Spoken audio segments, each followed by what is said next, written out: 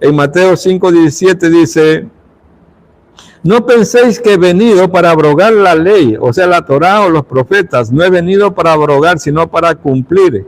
Porque de cierto os digo que hasta que pase el cielo y la tierra, ni una jota ni una tilde pasará de la Torá hasta que todo se haya cumplido. De manera que cualquiera que quebrante uno de estos mandamientos muy pequeños, y así enseña a los hombres muy pequeños, será llamado en el reino de los cielos.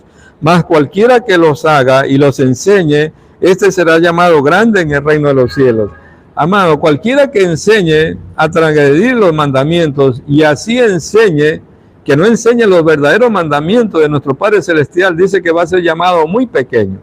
Y aquel que los enseñe y obedezca también los mandamientos va a ser llamado grande, amado. Yo quisiera que me llamen grande por enseñar la verdad, por enseñar la Torá, la Tanakh, al natural, como